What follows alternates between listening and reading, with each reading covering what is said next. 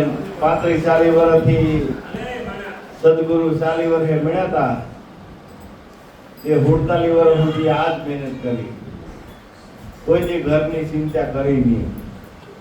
100 ભાઈઓ હતા, એની રીતે હું તમને બહુ માંડવી પાકતી ગઈ ને ભાઈએ દિવાળી ભાઈ અડધી ભાગવી દીધી, અડધી આમ દીધી આમ કરતા કરતા અહીંયા મામીએ બાપુ મળ્યા, લાભુ દાદા મળ્યા. અમારે ગીગાસણમાં 15 થી રોકાતા, અઠવાડિયું ગીગાસણમાં લાભુ દાદા રોકાતા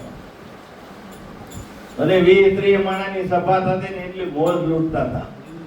અને એ મોજ હું તમને કહું, અટાણ અહીંયા પૂગી છે ને આ મોટા જે સંતો છે અમેરિકા સુધી જય બોલાય, એની ભાઈ જય બોલાય, કોઈ પૈસા વાળાની જય બોલાણી. અહીંયા હું તમને કહું, આપણો એરિયાનો ધારાસભ્ય હોય ને એની જય નહીં બોલાય. તમને કહું, ભગવું રૂબરૂ ખંભે નાખ્યું છે તો એને કોઈ જય ગુરુદેવ કે એને પગે લાગશે, બોલ્યા ને તો હાથ જોડજે, શેઠો રહેજો ભાઈ. કારણ કે જેનો હૃદય સાફ છે ને એમાં રામ છે, હૃદય સાફ નથી એમાં તો કામ છે, કામ જ દુખી કરે છે ને. સદગુરુ મળ્યા એટલે હું તમને ભાઈ ફેર પડ્યો, સદગુરુ મળ્યા એટલે તમને સોપોટ થઈ ગઈ કે હું પશુ જીવન જીવતો તો હવે મારે માણસથી જ જીવવા, મારે ખોટું ન બોલાય, ખોટું કોઈને હળી ન કરાય. આ બધું આ મર્યાદા રાખવાની છે. મર્યાદા રાખી છે ને તો એના મોઢા ઉપર હું તમને કહું, બાપા 97 વર્ષે તમને કહું લાલ ટપાકા જેવા હતા. અને આપણે 35 વર્ષના હોય તો આ બધું બોલી ગયું હોય, આઈબ્રો કરવા જઈએ તો મેળ નથી પડતો. પણ એને તો મોજ જ લૂંટી, એને બધી પરવાર નથી કરી. તો ઈ હું તમને કહું, અમારે આ મનસુખભાઈ ને બાપા વલ્લભ બાપા ઈ સમયમાં કે આ બધો આવો પથ નીકળ્યો છે નોખો કે એક હરિજન છે ને પટેલ છે ને બ્રાહ્મણ છે, આ બધું કે ઈ દીવો કરે છે ને ત્યાંથી માણસો એના થઈ જાય. પણ ઈ એના હતા, ઈ એના થયા, એના હતા ને ઈ એના થયા. હા, ઓલ્યા બધે ઈ તો બધે જોઈ ભાગી હોતી ગયા, અને ઈ જોઈ ભાગ્યા ને એને ઉજળા કર્યા. કારણ કે જેની નાઈટમાં સંત થઈ ને ઈ લોકો તો એને ઓલો જ કરવા માંડે કે આ હવે ઉતા પડવાના થયા, જો આમ થયું, જો આમ થયું. કારણ કે જેના ગામમાં ડેમ હોય ને, જેના ગામમાં નિલેશભાઈ ડેમ હોય ને એની જમીન તો ડૂબમાં ગઈ હોય, પૈસા લઈ લીધા હોય. પણ નિશાણ વાળા હોય ને એને પછી પાણી નો ખૂટે. હા, એમાં નરસિંહ મહેતાની નાઈટમાં 750 કુવડા હતા બ્રાહ્મણોના. સવારમાં વેલા 4 વાગે ઓમ નમો શિવાય, ઓમ નમો શિવાય કરે. એ 750 માં કોઈનું નામ નથી આવતું, નરસિંહ મહેતાનું જ આવે. નરસિંહ મહેતાના છોકરાની જાનમાં કોઈ જવા તૈયાર નહીં. ભગવાન કે હું બેઠો, કે ભગવાન મારા તમારા સિવાય કોઈ છે નહીં. 4-5 હું તમને કહું, લુલા લંગડા ભક્તો હોય અને હકીકતમાં માને એમ જ ને, ભક્તિ કરતો હોય ને એને શું દરેક ગુજરાત ત્યાં બેઠા હોય, બીજું શું હોય ભાઈ. એની હિસાબ આખો સંસાર હાલે છે. સંતો એ સંતનું પગલું એટલે પૂજાય છે. અને તમારું મોઢું ધવેલું હોય તો પૂજાતું નથી ભાઈ, એમાં રામનું નામે શોભતું નથી. આપણા સંતોએ આ સોપોટ કરી છે કે તમારે ગભરાવાની જરૂર નથી. ગભરાવા તમારે નથી ગભરાવાનું, સામે વાળાને ગભરાવાય દેવાનું. તમારે કોઈનું લઈ લેવાનું નથી ને સામે લઈ દેવાય નથી. એટલે કીધું છે કે ગુરુપદ પંકજ પૂજતા સૌદ લોક પૂજાય. નકર આપણે અંબાણીના પગલા ન પૂજીએ, ફોન કરે તો કાલે 4 ખટારા ઉકળી જાય તો એને મોકલી દે. એ પરસાદી નો કહેવાય, એ પરસાદી નો કહેવાય. હા, એટલે આ અવસર છે પ્રભુ ભજવાનો. ફેર તમારી આપણે હાથે નહીં આવે. હવે આમાં જો દુઃખ ન મટ્યું તો ઓલા 4 પગ આવ્યા એમાં મટવાનું છે. અને આ તો ભગવાનની લીલા કેવી કહેવાય કે ઈ તો વાસા નથી આપી. નકર આપણા ગામમાં આપણે કૂતરાનો અવતાર આવ્યો હોય, પાછો માણાનો અવતાર આવ્યો હોય નિલેશભાઈ, અને વાસા આપી હોય કે આ બધો મારો વેરો રખડે છે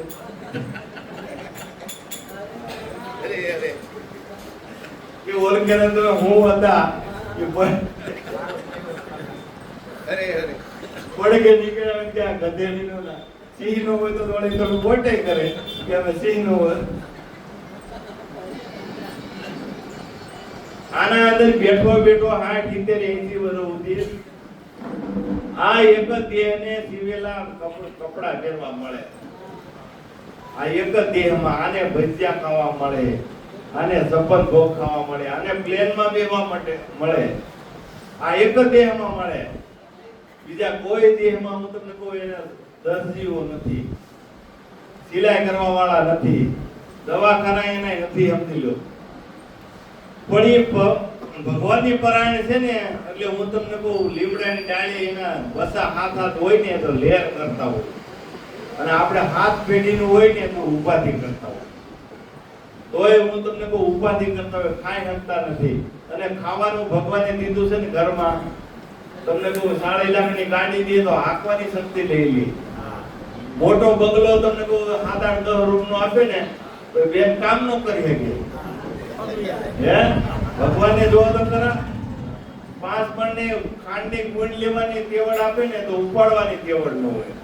તોય આપણે માનતા નથી, અમે હું કરીએ છીએ. એટલે સદગુરુ દેવ છે, થોડા નમી જાવ ને, થોડાક નમી જાવ તો વાગશે નહીં તમને. આ બધી સંપત્તિ જેને બનાવી છે ને એ પલે પલે વિચાર આપે છે. તમારી ઉચ્ચેરી હોય પણ તમારા શ્વાસા નો હાલતા હોય તો હું લાખો કામ કરે ભાઈ તમારી. એટલે ગુરુના બાળકોએ મેલા લુગડા પહેર્યા હોય, દાઢી નો કરાવી હોય, પણ એને 4 વેદની ખબર હોય. સંતો હોય ને, સંતો એ રસ્તો નો કરે, એ હાલે ને રસ્તો થાય. જંગલમાં સિંહ હોય ને, સિંહનો રસ્તો ન હોય, એ હાલ્યો જાય ને રસ્તો થતો જાય. એમ એટલે આ સંતોએ, આ પાનભાઈએ, ગંગા સતીએ, એના ભજનભાઈ, હું તમને કહું તમને કેમ ગમે છે. અને આપણા હગાવાલાની ત્યાં જઈને તો બીજે દિવસે ભાગવું પડે, ભાઈ બીજા ઘરે કેટલાક દીપાય, પછી તો આપણે કેવી ગતિ થાય એમ. એટલે કીધું છે કે તરી ઉતરવું પ્રેમથી, જેમ જળની માથે જહાજ તરે. આમાં બળ કરીને કરવા જાવ તો કોઈ કામ કરે. આપણે નોકરને 15,000 દીધા હોય, ડોળા કાઢજો દે, એ તમને કોઈ 15,000 લઈ જાય ને ઉપર જતા નુકસાન ચાલુ કરે કે આને નાખો. હે ગાડીનો ડ્રાઈવર હોય તો 2 બ્રેક વધારે મારે કે સેટ ભૂલાઈ ગયું ભાઈ,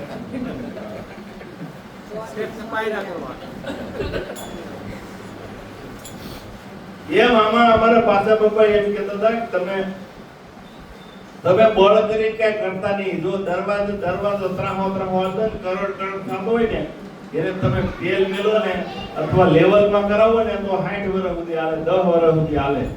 પણ ત્રાહો હાલે ને તો 4-5 મહિનામાં એ તૂટી જાય. આપણે ત્રાહા આલીએ, કુટુંબમાં આલીએ, સમાજમાં આલીએ, ઘરમાં ત્રાહા આલીએ, હોમમાં આલીએ તો તૂટી જાય ને. હે બાંધવાનું જ થાય, બીજું કાંઈ. પણ આપણા ગુરુએ કીધું છે કે આ બાંધણ મૂકી દો, તમે થોડાક નમશો ને તો આમાવાળામાં ભગવાન એવો સારો વિચાર આપશે ને કે તમારી બેયની પાલી આવી છે અને બેયનું નામ ઉજળું થાય. અને તમે આવ્યા છો ને, આ બાપાએ, હું તમને કહું, સિલાણાની અંદર આ ત્રણેય સંતોનો પ્રોગ્રામ થતો હતો. સિલાણાની અંદર અમારા મનસુખભાઈના ભાઈ શેતાણી પરિવારમાં એમના ભય હતા. એટલે કે આ નવી કઈક વાત કરે છે બાપા, પાછા ભાઈ આ નવી કઈક વાત કરે છે ને તો આપણે સાંભળવા જેવી છે, આપણું મન શાંત પડી જાય. તો કે હાલો જાય તો હું સાધનમાં તમને કહું, સાયકલ હોય ને ઓલો પંપ હોય, પંપમાં વાયસર તો નવું જ નાખવું પડે.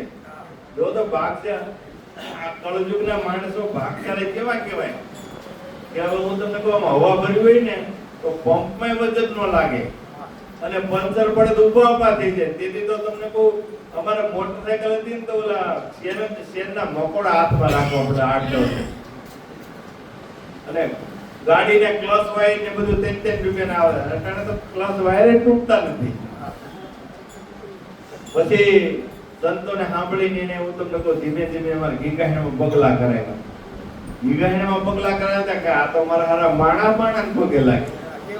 હે અને માણાને પગે લાગતા હું તમને કહું આય બધી પુગાડી. આખા પરિવાર હું તમને કહું ઓલા ગોરડિયા બાવળ હતા ને એ આંબા થઈ ગયા, કેસર આંબા થઈ ગયા. હે અને એના ફળે મીઠા લાગવા એને નીચે બેસવાની છાયા મળે. એટલે કીધું છે કે તમને શું આપ્યું છે ગુરુદેવે, કે તમને તમારું વચન આપ્યું છે. બોલે એ બીજો નથી, અજ્ઞાનીને આંધળો લઈને હળગો થઈને બોલે. તમે ગમે એવા દેવને, ગમે એ દેવને દર્શને તમે જાઓ તો તમારી શ્રદ્ધા હશે, તમારો વિશ્વાસ હશે, અને તમે આમ કરશો ને તો તમને દિલમાં શાંતિ થાય. આપણે શામજી બાપુનું મંદિર છે, શામજી બાપુના મંદિરે આપણે શ્રદ્ધાથી પગે લાગી તો આપણું કામ થાય. પણ એને ભક્તિ કરી છે ને, એ એવો એનો દેહ હતો ને, એને હામા ઉભા રહ્યો ને તો એટલું આપણું કામ થાય છે. પણ આપણા સદગુરુએ તો કીધું છે કે જો તું છો ને એ હું છો, એમ તું છો ને એ હું છો, તો યાદ તો કર, અંદર ને અંદર યાદ તો કર. હારો આ સેકન્ડે શ્વાસ આકાવો છો, એનું બિલ આવતું નથી. અટાણે આ લાઈટ ના હું તમને કોઈ પંખા ભરે છે, પછી આ કોઈ નો બેઠા હોય તો બંધ કરવા પડે ને.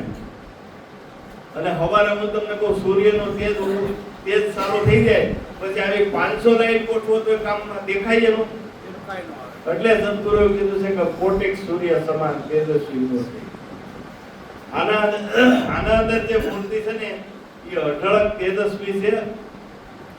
એનો પ્રકાશનો ખાલી તમે એક જ સણકો લઈ લો ને તો આખી પેઢીને રામ રામ બધે કરે એમ છે.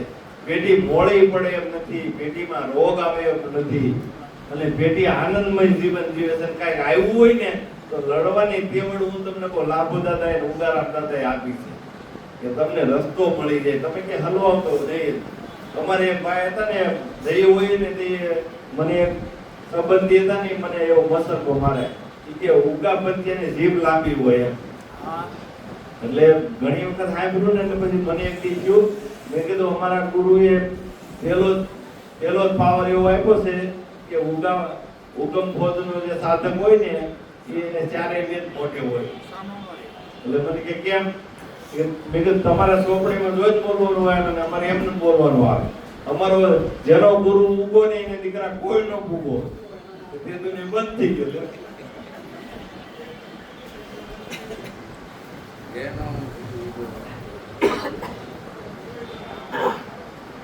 હવે આપણે વિચાર કરી કે જે વાતો છે, જે વાત છે વ્યવહારિકની વાત છે, અને સંતોએ વ્યવહારિકની વાત કે સત્સંગની વાત એક કરી અને ઓછી કરી અને એને મન આમાં રાખ્યું સદગુરુના શરણની અંદર. સદગુરુના શરણની અંદર મન રાખ્યું. આપણે બધે સત્સંગીઓ ભેગા થાય તો હું તમને કહું, કોઈને ગામની ખબર ન હોય તો વિશ્વાસ કેટલો હોય, જેમ કે એમાં સદગુરુની સહી છે. સમજી ગયા? એટલે કીધું કે ખોમાં હેલો હાથથી આવો અવસર પાછો નહીં મળે. કોઈ બેઠો બંદા ખાકમાં માથે ત્રિવિધિના તાપ પડે.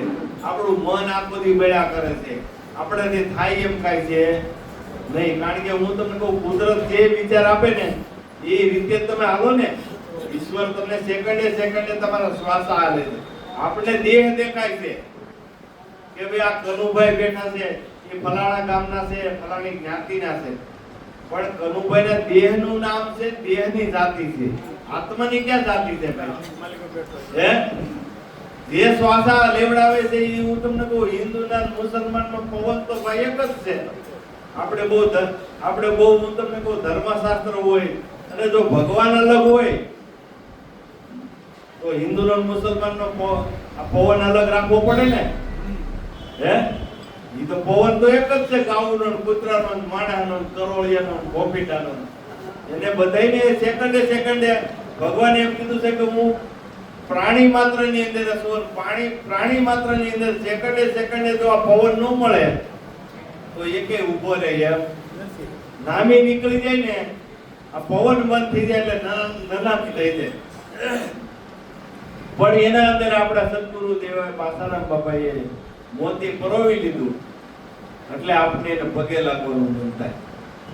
નગર એની ઉંમરના ઘણા બાબા બિચારા રોડે બેઠા હોય અને ઘરમાં હરકો સાય ન મળતો હોય અને ભક્તિ કરી હોય, આ બાપાએ ભક્તિ કરી છે એ માર્ગે આવ્યા છે, તો એને લોકો વધામણા ભદ્રામણા કરે.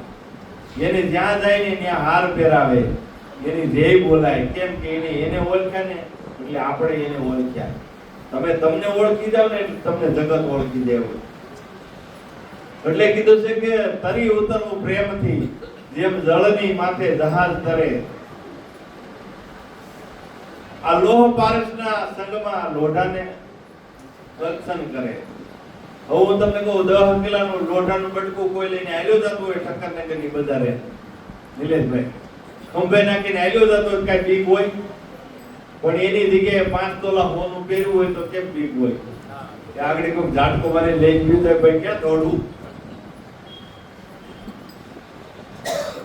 એમ આવા સંતોએ જે કિંમત કરી ને, એટલે એ હું તમને કહું, લોઢા જેવા જેના વિચારો હતા ને, એ હારા વિચારો થઈ ગયા ને, એટલે હોનું એની કિંમત થઈ ગઈ.